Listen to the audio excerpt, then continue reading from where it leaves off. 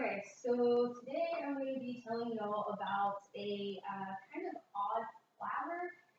It's called the Rafflesia Arnoldii, and it also has a nickname of the corpse flower. So don't be afraid, it doesn't actually kill anybody or harm anyone.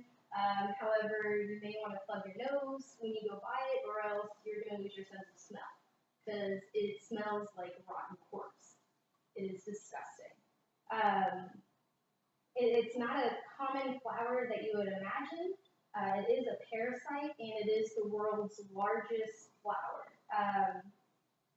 It also is used for medicine for before and after birth, and it's also an aphrodisiac, which, I mean, you wouldn't really put together the fact that something that smells like rotten corpse you could have as an aphrodisiac. It's kind of odd and not very relatable, but it actually it is. Um, so it does bring tourists actually to the Southeast Asian islands. Many people want to see it because of how big it is, and it's historically the largest flower that we ever have recorded. And so, strangely enough, people are actually fans of this stinky flower. Yeah, you wouldn't want to smell it though. If you are in the area though, you might want to check it out because, like I said, it's on all tourist pamphlets. They use it on postage stamps for the area, so it's actually pretty cool. And for some reason, people like it. I bet that you guys probably never thought though that like a flower could be a parasite, just because of the fact that when you think of a flower, you think of beauty and everything. But this actually it is a parasite, and I'm actually going to tell you about how truly interesting it is and the different things that the flower does to help people, as well as the description of it and how it got its nickname of the corpse flower, because it is quite interesting of how like it actually attracts insects and things to help itself survive and repopulate, and it's just kind of gross, but very interesting at the same time. The first thing I'm going to talk about is about the flower itself. It does move onto a weak host by insects, and it has, once the flower blooms, it's a reddish brown flower with white spots around it. And so it actually is about a meter in diameter and can be about 3 foot around, so it's really, really big, and it's just disgusting.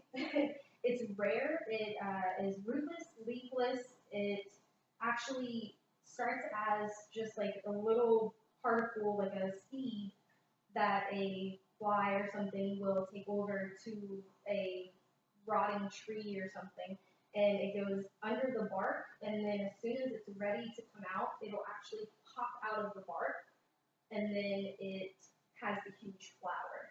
So you don't actually get to see the like roots or any. I mean, it's rootless, so you don't see anything. All it is just a huge flower that like pops out of the bark. So it's pretty interesting.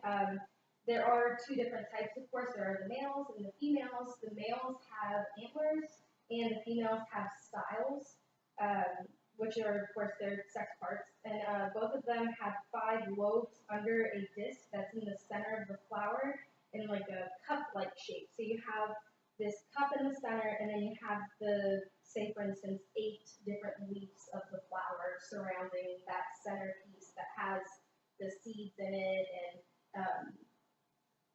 the horrible smell. So the horrible smell comes from the center in the cup-like structure.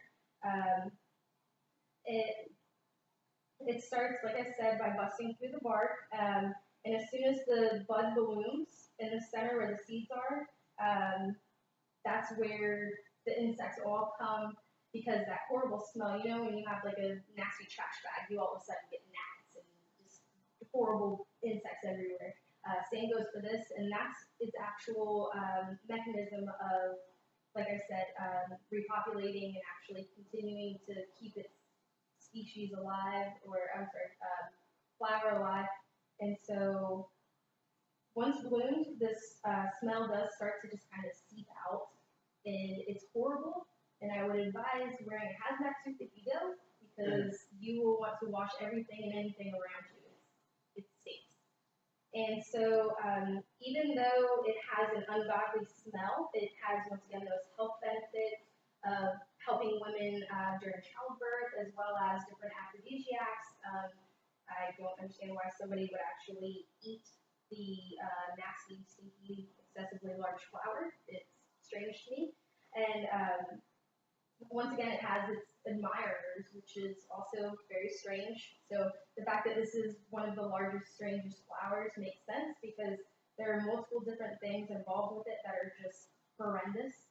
And I don't know why anybody would want to be associated with it. It's kind of prehistoric. It's disgusting. But I do hope that you are able to actually see like the strange beauty in this large flower, and just kind of just see it and hope that you don't smell it. And so once again, the Rafflesia Arnoldii has many unthoughtful uses, and with the attractions and the medical stuff. And once again, it is the world's largest flower, and so I hope that after this, you are able to go home and maybe look it up, look at a really cool picture of it. They are very interesting and kind of different, but try to pull a picture up where a person's standing next to it, and you'll see how like, physically large it is. It's huge. But that's it. Thank you all.